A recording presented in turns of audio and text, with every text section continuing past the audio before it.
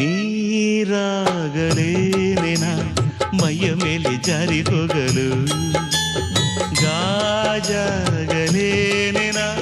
ನಿನ್ನ ಅಂದ ಚಂದ ತೋರಲು, ಮಂಜಾಗಲೇನೆನ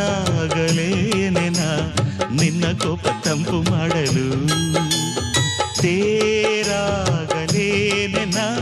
ನಿನ್ನ ಹೊತ್ತುಕೊಂಡು ಹೋಗಲು.